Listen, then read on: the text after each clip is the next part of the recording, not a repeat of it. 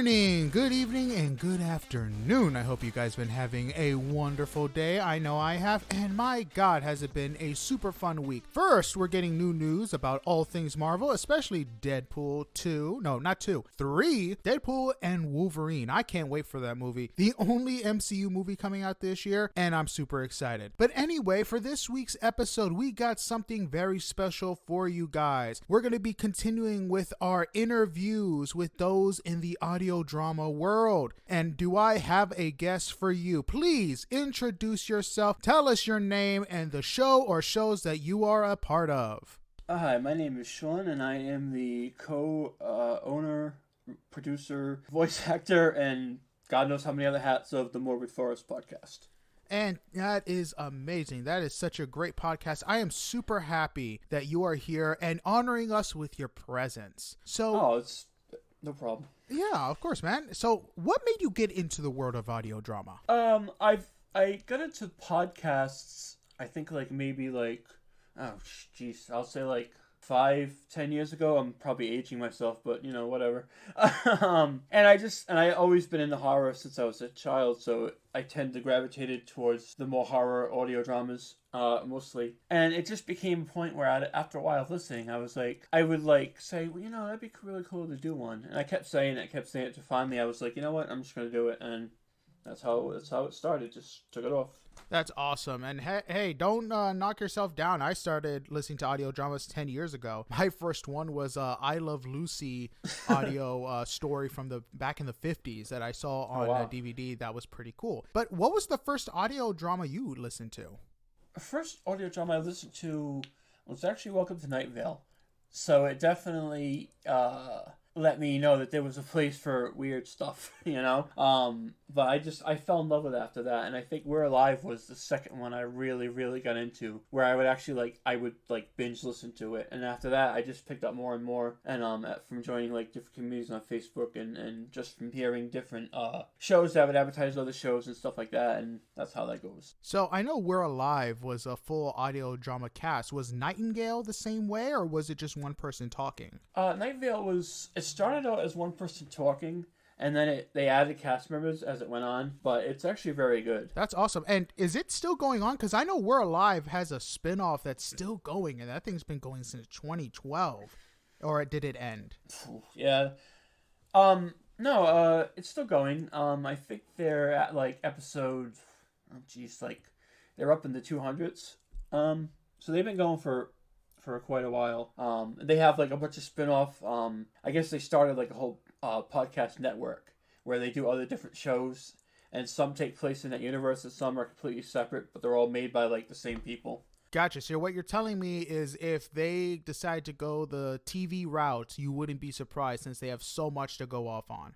Oh no, absolutely! I would not be surprised at all, because they definitely figured out how to market themselves in different areas and still maintain a hub. So that was always kind of impressive, I thought. That's amazing. I guess it's definitely a goal to reach that level with your podcast. I mean, that'd be nice. I mean, honestly, we're happy that anybody listens at all. We never really started this to get super famous or whatever. We were just let's just make something, and if people like it, that's cool. And people ended up liking it a lot better than we thought. So that's it's a plus. That's amazing. If you don't mind me asking, what's your monthly listeners numbers like? I'm not sure about the monthly listeners numbers because my partner and co-owner Noimi handles a lot of that stuff, but I do know we just cracked 10,000 downloads, so that's pretty huge. 10,000? Oh my God, that's definitely a dream for me. Heck, I'm trying to crack 2,000, so 10,000, my man, good for you. It'll happen, man. It happens. I mean, I've actually listened to a little bit of your stuff in preparing for this, and it's very cool. I like your show. Thank you. I know I try to make it as interesting as possible, but I know with all the making the show, co-creating, what keeps you passionate about the medium you're in? I know that I started as a writer. I've been writing since high school, and I've always gravitated towards horror. Writing and horror authoring and stuff like that. And I was actually in high school, I was voted most likely to be the next Stephen King, which I thought was way too high praise for me, but because I was always writing horror stuff and what forth, and it just kind of was like, I don't think we'll ever stop coming up with ideas. And like what we did in the last season and season coming up is we took on guest authors as well. Because, I mean, it lets us showcase other writers, and it also gives us a break from having to write a whole season ourselves. So it's like, it's a win-win. Gotcha. Did you guys have like a contest that you held to get these stories in place? Or did you already know these people and you were like, you know what, these people would be great for writing an episode?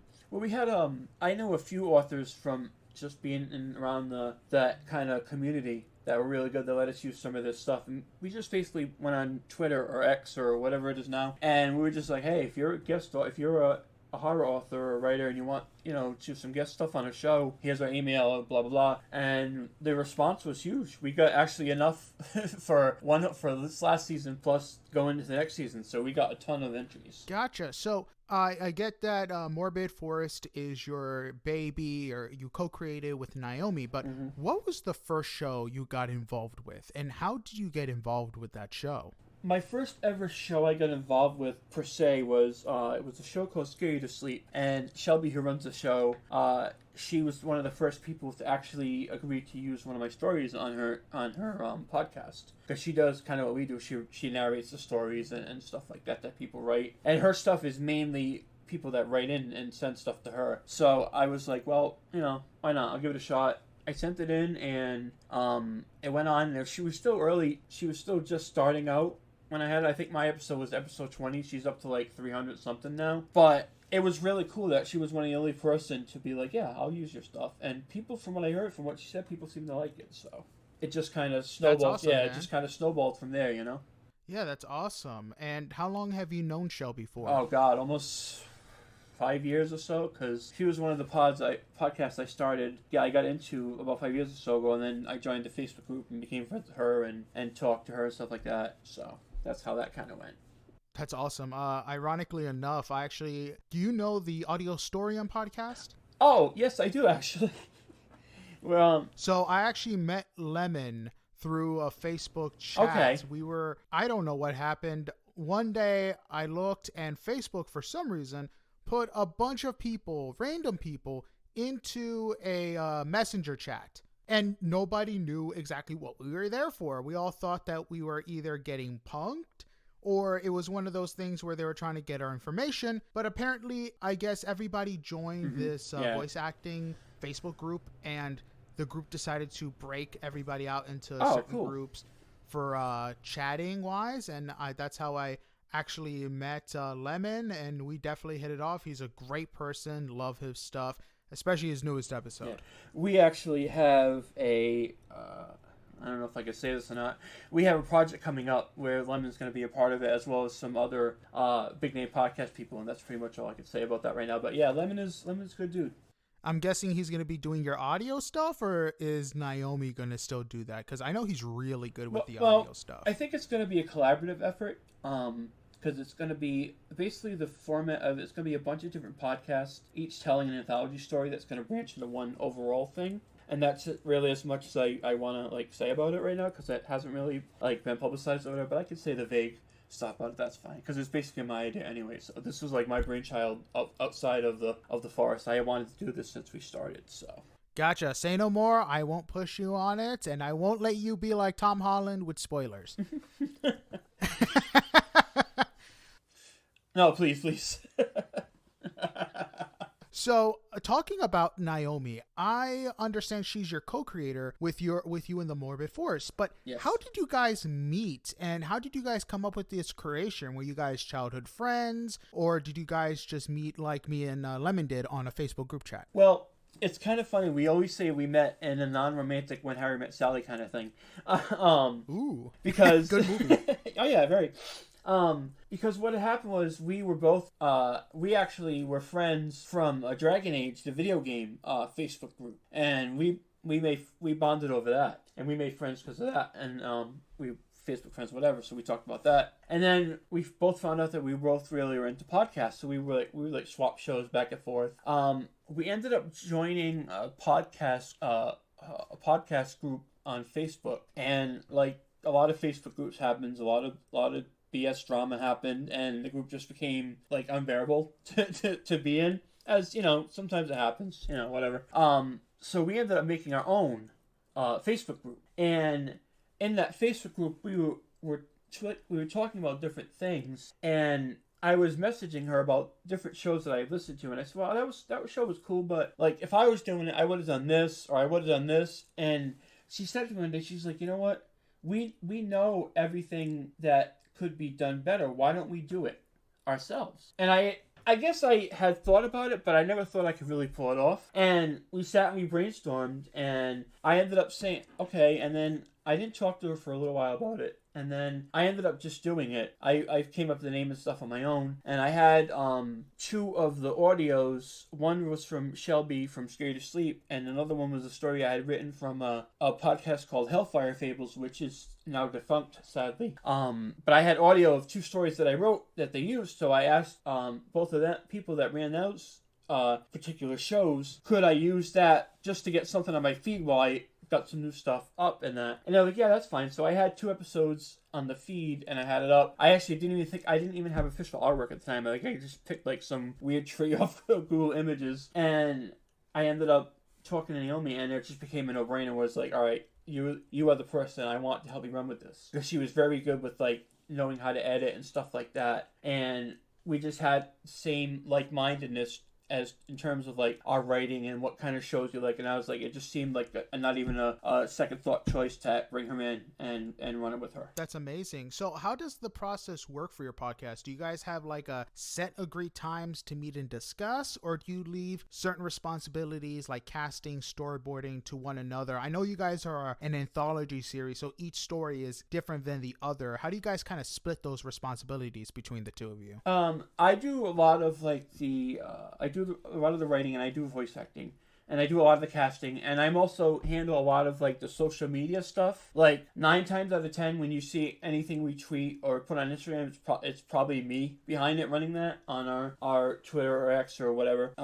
She's more of like the technical side of it. She's like, I don't know how to edit or do any of that stuff at all. Like full disclosure, she does all of that, and without her, I wouldn't have a show, because I would be absolutely lost with trying to figure that stuff out. But yeah, she does a lot of stuff too, like getting authors. We both do the same amount of work. She just does the editing stuff, but we both are always like thinking about like different things and like trying to get different people to come on, different voice actors to come on, and that kind of thing. Gotcha. And when it comes to some of the inspirations for some of your episodes, again, I know it's an anthology series, but what were some cool inspirations for some of the storylines or episodes of your show? There was a few, actually. One in particular I'll tell you about. I don't know if you know wrestling at all. I actually wrestled in high school. Okay, well, I've been a huge WWE fan since I was 5 years old. It's just one of my guilty pleasure things that I never grew out of. Gotcha. So I'm guessing WWE 40, the end game was the big thing for you. Yes. It was, yeah, actually it was. We had a bunch of people over and a mini party. It was pretty interesting. But they had a wrestler on there who sadly has passed away. His name was Bray Wyatt, and the character he played was this like backwoods swamp cult leader kind of thing. And really? Yeah, yeah, it's if you look it up, I mean, like I said, sadly he passed away and that, but I was a huge fan of what he did, because I love really quirky and really cryptic stuff. Like with not to get off on a thing, but like there's a lot of things that are tie-ins to our show that a lot of people haven't even realized, that like nothing is by accident. Like every season's theme song is picked for a reason. There's a lot of tweets that I'll write with like pictures and song lyrics that tie into episodes and stuff like that. So I've always loved like cryptic and just stuff that all connected, you know? And he was a character that kind of fed that with like the rambling speeches that unless you really listened, you wouldn't get it. But anyway, I had written a story about an evil southern church that ends up I don't want to give the storyline away, but it's basically about a church that just goes way too far with things, you know, and then in what they think is the name of God or whatever. And his the way he did those promos and talked, he definitely gave me the cadence that I knew I needed for that character, because I had voiced the evil preacher. And it was just like, okay, that's how I need to talk, with the southern drawl and the cadence and stuff like that. So that was my inspiration for that. I think that was one of the few things that I took outside information from. Gotcha. Was it hard to come up with the accent with the southern drawl? Every time I try to do a British accent, I get told I'm as good as Dick Van Dyke, and for the longest time, I thought that was a compliment. Oh no. I mean, no disrespect to Mr. Van Dyke, but that was rough. I've done a southern accent pretty well. I can do different types of British accents somewhat decently. The thing is, I'm East Coast. I'm from New York. Same. So my biggest challenge is hiding my New York accent when I'm trying to do things, because I never realized I had one until it was pointed out to me. I can completely agree. So I just avoided writing words like coffee and stuff, so my New York accent doesn't come out too heavy. What part of New York are you from? I'm up in Brooklyn, up near right around Brooklyn area. Nice, Queens. Yeah. My sister actually just got her nursing practitioner's degree at the hospital there. So when I go up and visit there, she kind of like shows me off and stuff. And I guess all the nurses in her nursing station listen to our show, which is kind of weird. and so when I went there to visit, they were like, "Oh, it's the podcast guy," and I was like, "Oh, I'm like sort of famous. That's kind of weird," you know. But with accents, I think the only one I have trouble doing was, there was an early episode where I did a French accent, and it was god awful. The only saving grace about it was the character I was playing was an over the top character, so it lent itself to my horribly cartoonish what I thought was a French accent. Luckily, it just, you know. And one of my friends who's a French listener, I said, "How bad was it?" He goes, "Dude, that was terrible, but for the character it made sense, but Jesus, don't do that again." So yeah, I mean, you know, like I said, it's a work in progress. You know, it's a challenge, but I'm up for it. That's awesome, and super cool to be talking to another person from New York and all that stuff. Mm-hmm. The only good place to get a slice of pizza. Ooh, see, now that's the weird thing. I like deep dish pizza. So New York Traitor. Pizza. Hey, I'm just saying. Hey, no, I'm not saying New York pizza isn't good, but it's a bit thin. All right, everyone from Brooklyn, you heard him. He says deep dish is better than New York slice. No. Get him. But so I know you mentioned music earlier. So do you just go out with a violin or guitar for your theme songs, or do you hire outside talent? We talked. I think every one of our theme songs was from an outside band or singer. Our first 2 seasons, there was a band called Bridge City Sinners, which are a really cool folk punk band, and if everybody listening, if you're into that kind of stuff, or even if you're not, if you just like good music, give them a listen. They're really good. Some of this stuff is kind of dark, but they don't really go too over the top with it. We were just using stock music for like the first few episodes, and I was sitting there, and I had discovered them, and they were relatively like, they're not like unknown, but they're not like a huge band, you know. And I said to myself, you know, what if just for the hell of it, I said, let me just email them and see if they'll let us use their music. And they were like, yeah, that's cool. I was like, oh, okay, that was easy. So they were our first 2 season theme songs, and then the 3rd season we got a singer-songwriter by the name of Danny Schmidt, who was also really cool enough to let us use his stuff. And then for this current season we just wrapped up, there was a goth duo called Valentine Wolf that were really, really cool and let us use their theme. So we always try to like bands that either Naomi or I like, or we both like together. Like, let's see if they'll, you know, because like I said, all you can do is say no, you know. So there's no harm in asking. That's awesome. And for your upcoming season, do you guys have another band in mind that you're going to get, or are you going to do a repeat with some of the other bands? We have someone locked in, but I really rather not say right now. Ooh, spoilers. If that's okay. I mean, no, that's completely fine. Yeah, no, because it is locked in house, but we haven't said anything about it publicly, so we just try to keep that, because as it happens, we had made that mistake before with the Sinners, and a lot of other people were were hitting them up like nonstop, and we were like, oh no, if all these people come bugging them, they're not gonna let us use our stuff. You know what I mean? Like we didn't want it to get out of hand, you know. So we wait until we know it's like officially locked out before we say anything. But it's I will say this is probably one of the biggest name bands, singers, whatever that we've had so far. So it's definitely going to be interesting. That's awesome, my man. Like I said, I'm not going to press you anymore on the music side. No. Especially if it's spoilers for the upcoming season. But I do have a question. Has any of the bands that you have used so far, have any of them told you like, hey, because you're using our music, our listeners have gone up on the streaming platforms, or they've seen an increase in fans in any way?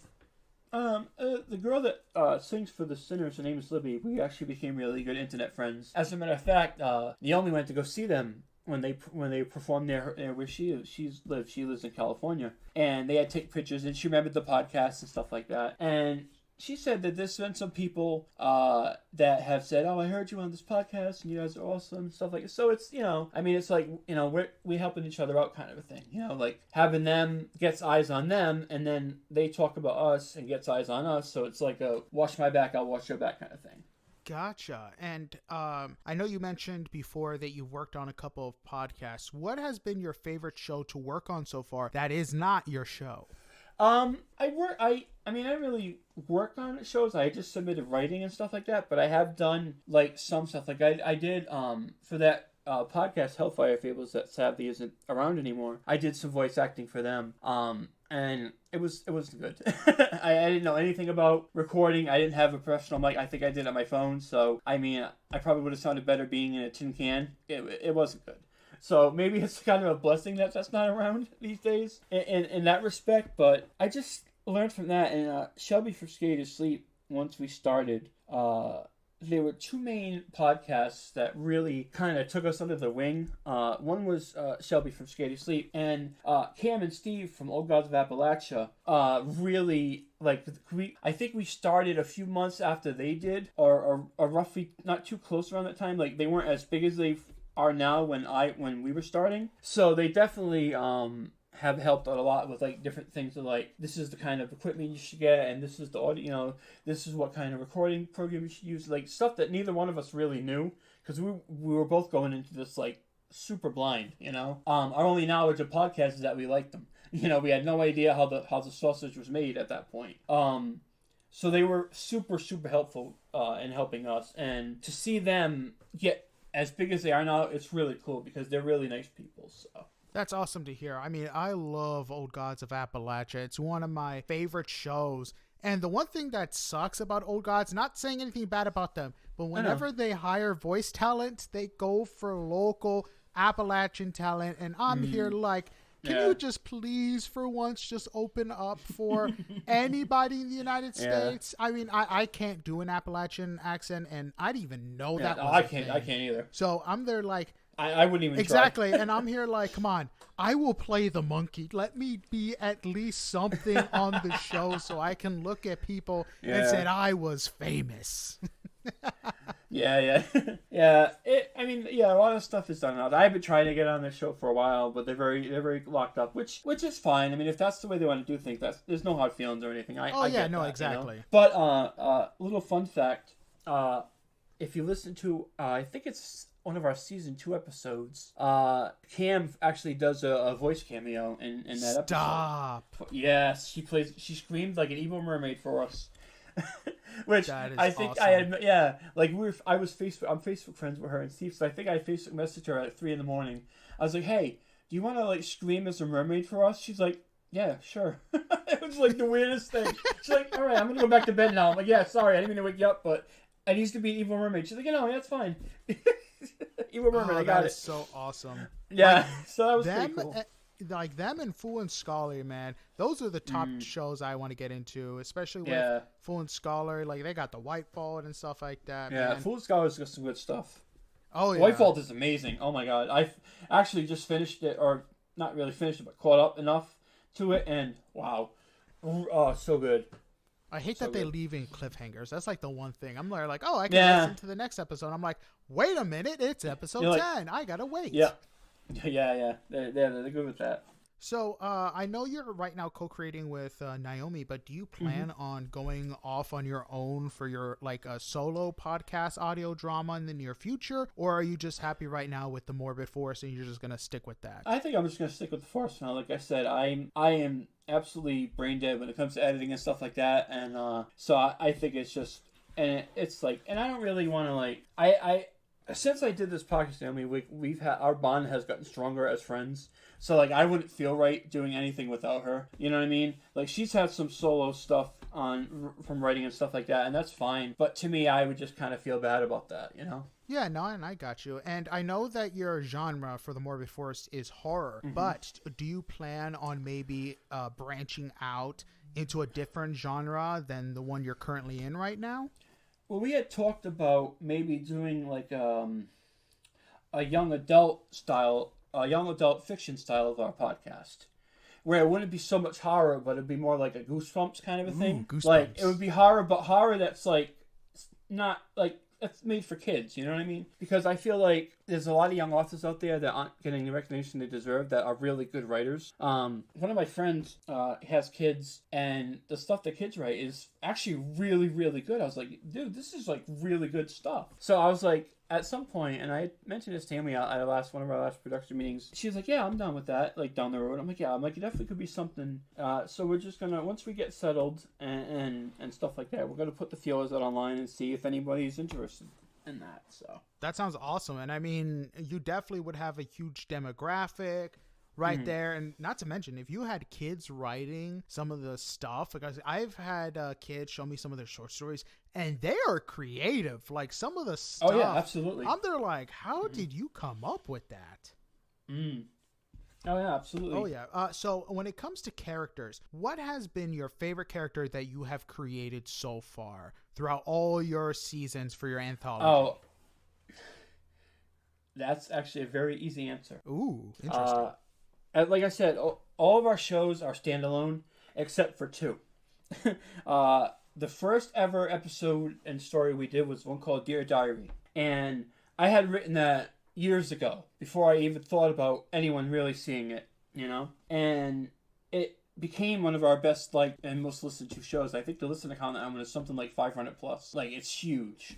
So I was like, okay. So I had two other parts for it. So I said to Naomi, I said, people really like Dear Diary. Let's do a part 2, and we'll just combine parts 2 and 3 and make that part 2. And because that third part had the definitive ending to the whole thing. But that character Summer that I made, I really liked it because one of my favorite things is, try to put this in a way that it's not going to sound so horrible.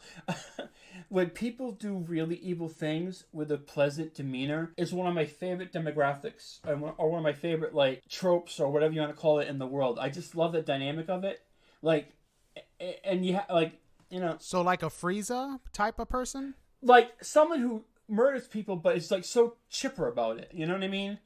Like that whole dynamic, I love it. They're like wicked but innocent at the same time. I just think that's something that isn't done enough or done well enough. I can agree on that. In my opinion. Yeah, and that was the main inspiration behind that, and it just became, people loved it. Like, that is amazing. It's like, all right, to describe the story for you, it's like if Pippi Longstocking and Saw had a baby. I'm not familiar with who's Pippi Longstocking. Okay, I just showed my age. It'd be like if I'm trying to think of a female, I don't know, a female kids host, like somebody like, if like, all right, it's like if, man, I'm just putting myself in a corner. It's like if oh my god, like more of like a SpongeBob personality type thing. Yeah, like say if like Sandy from SpongeBob was like a mass murderer. Gotcha. Like that kind of like that kind of dynamic. I've always loved that. So when I did that, I was like, let's do this. Let's, you know. And she's doing these horrible things, but she's just like la la la la la, and it's just the first person who did the voice for that character was the girl that did Hellfire Fables, and we are actually not friends anymore. Due to some stuff that happened. I'm sorry to hear about that. No, I mean, it happens. What are you gonna do? So the second part, Naomi did the voice for it, but she matched it very well. But I would say that was my favorite one because not only is that the one that I think is probably some of my best writing, but it's also the one that people like the most. So that also was like, okay, well, that makes me appreciate it more. Like, if more people appreciate it, so I know that I actually wrote something decent, people are like, oh, I like that, you know?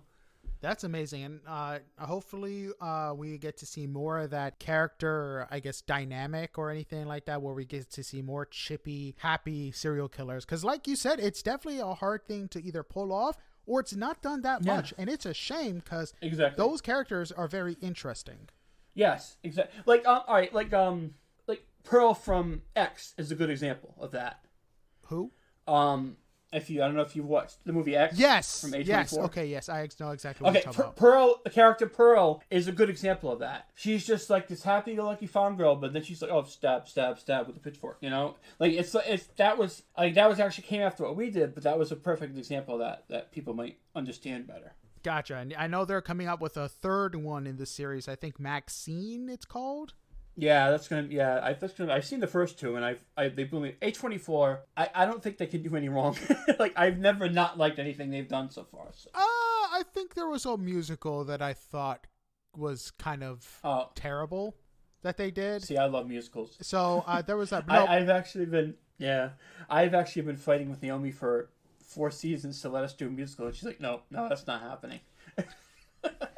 I keep trying, I figured that.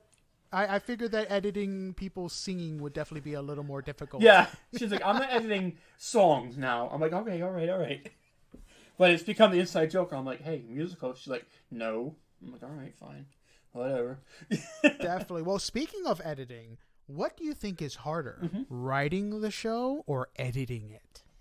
From what Noimi says, like I said, she does all the editing and she works insanely hard on it. So editing, I think, is definitely harder because, like, you can write something, but now she has to edit the writing.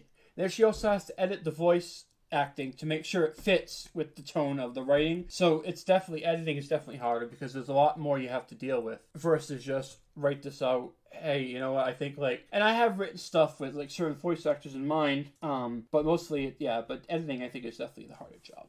Gotcha. And I know we mentioned, you mentioned Cam from Old Gods of Appalachia, but what are some of the other people you've had the pleasure of working with within the world of audio dramas?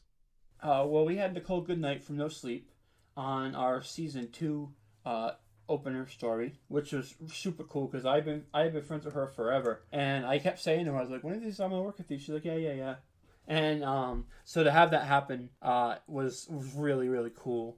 We had a bunch of people from other pods. Lemon did some voice work for us from Auditorium. We had a friend Wayman who does a podcast called Liminal Lands. Him and his kids have done voice work for us.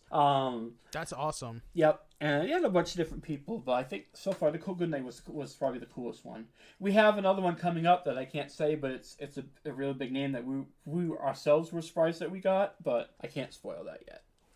Yeah, no, and I got you. And some of the guest stars I've seen in other podcasts is so like what's a good one? Jeff Goldblum in Dark Dice, a Fool's Scholar. Oh my god, I know, right? I wasn't expecting him to be a big D&D fan. I was like, no, you're kidding me. The dude from Jurassic Park, the series, The Fly, and all that stuff is a D. I mean, I shouldn't be surprised. I was surprised to learn that Henry Cavill was a big Warhammer fan, and Vin Diesel's a huge D&D fan. Yeah, and what's his face? Joe Mantegleona is a huge D&D player, and he's married to Sofia Vergara because he's lucky that way. And I mean, hey, I'm gonna say it like it is. He married well. That's all I'm gonna say. He married well. But like he does like he runs D&D games and stuff like that. And like I was super into D&D growing up too, as well. So like I'm like a geek of all trades. That's awesome. I know.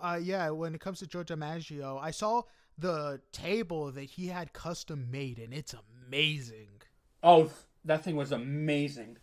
I bet the wood carvers were like, oh my god, this is going to be my masterpiece. But anyway, going back to the shows, what are some of your favorite audio drama shows that you have listened to? Oh god, there's so many. I love the Liminal Lands. I love Auditorium is really, really good. Like Lemon the way that dude writes, it almost makes me jealous in a good way. Because some of his stuff is so freaking good, man. You know, like I don't know where that stuff comes from. It's really good. We love his show. Super into Old Gods. Super into Scare You to Sleep and stuff like that. I just finished a podcast called Celine, which is a very slow burn horror podcast about like a creepy town and stuff, and that was very well written and well acted and well produced. Dark Dice, I love, like we were saying before about Jeff Goldblum coming on and stuff. Got White Vault, I love.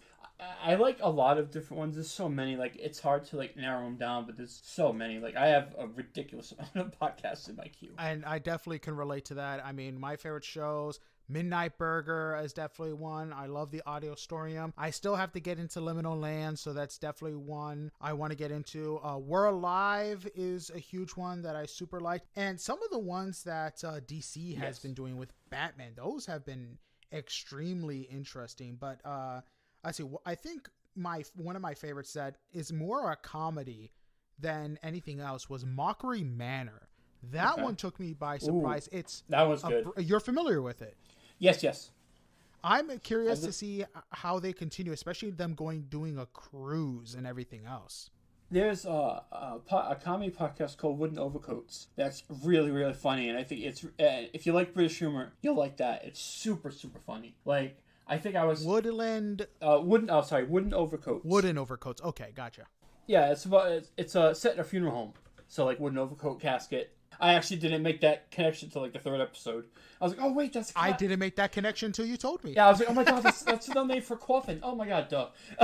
But if you like British humor, it's absolutely fantastic. Like I think I'm like halfway through and I've laughed so hard, like I almost knocked myself out. It was just so funny. Well, that's definitely going into the queue now. Especially, I love comedy. Oh yeah. It's so hard to do that with a audio drama because it's like. Everything has to be noise, and it just has to hit the right notes. Oh, absolutely. Now, what are some of the misconceptions about the audio drama world that people might have? Like, is everyone who makes them or does the voice acting super rich? Do you have to have, like, a big budget, have super big knowledge about editing and anything else? I think that's actually some of the big ones that you've named, actually. A lot of people think that, like, we're super rich, and I'm like, believe me, I'm not rich. Like... You know, like I don't knock. All right, I'm trying to word this in a way that's polite. There are some people that get into podcasting for the money and stuff like that, and that's fine. But for us, we were just happy to not get our stories rejected by other people. You know what I mean? And that was one of the main driving forces of it. We were like, okay, we're in control. You know, we're going to tell the stories that we want to tell. And like I said, like, we just cracked 10,000 downloads. We honestly didn't think anybody would listen except for our friends and family at first. We're like, well, maybe get 10 listens, you know, maybe. And then to have, like, people in, like, Germany and European countries listen to stuff that I wrote at 3 a.m., you know, while I'm eating Cheetos, it just blows my mind. Like, it's very surreal, but it's also very humbling to think that so many people like the silly stuff that we come up with. So that's a huge plus. But like as for misconceptions, I think like the fact that like it's easy, people are rich. Believe me, it's not. It's not easy, and none of us are rich. Gotcha. And what advice do you have for others wanting to go into the world of audio drama? The only advice I can give, without sounding like super preachy or whatever, would be like stay humble as much as you can. Like I don't let the full extent of what success we've achieved sink in fully, because then I feel like I'll become complacent and stop working so hard to be better and better. So I try to stay humble for me, so I just keep going and going and keep that drive going. But that's just how I operate. But that would be my advice. Like, don't let like whatever success you get go to your head, because in many cases, that may not always be the case, but in many cases, that's when the content itself suffers, when people become complacent. And they're like, oh, we made it, whatever, let's just do this. And to me, I can't do that. Gotcha. I mean, that's really good advice, especially you have to be on your toes, especially with everyone else going into the world, and you just want to make yourself stand out. So that's really good advice. So lastly, what can people expect for the upcoming season of your show? Like, can you reveal to us the theme of this upcoming show or the upcoming season or anything like that? We don't really have themes per se. I will say that this last season was a lot darker and a lot heavier than seasons 1, 2, and 3. And I expect for that to get worse. Worse? Because Some of the stuff that I wrote alright, the biggest compliment I think I've ever gotten as a horror writer is showing somebody my stuff and them saying, "What the hell was wrong with you?" And I was like, yes, thank you. That's what I wanted. Like, that's high praise. You don't understand. You think that's an insult. No. Tell me I'm messed up in the head, because that means that what I wrote unsettled you, and that's the whole point. I think that a lot of times, especially today, a lot of people aren't... Oh my God, I don't want to say this and get in trouble. People aren't as hard to offend as they were before. You know what I mean? So, especially working in horror, there's a lot of times where you'll get people that doesn't like the stuff you write. And that's fine. We understand that we're not everybody's cup of tea. And if you don't, we put trigger warnings in all of our shows, written and spoken, if we feel that there's content that may not be, appropriate for a lot of people. And we understand that. We have no problem with that. But it's like, if you don't want to listen, that's cool. But, like, there's no need. Like, we had an incident where somebody was just, like, trying to bash us on Twitter about, like, oh, they write horrible crap and this. I'm like, look, you know what? Like, nobody forced you to listen to us. And I didn't want to be mean, but this lady was just being super Karen on us, And I was like, look, we understand if you don't like it, and that's fine. But there are people that do, so, like, this whole thing you're doing is not helpful to anybody. Like, relax. It's cool. But, I don't know. Like I said, overall, I just think that it's definitely going to be a lot darker and a lot heavier, so be prepared for that.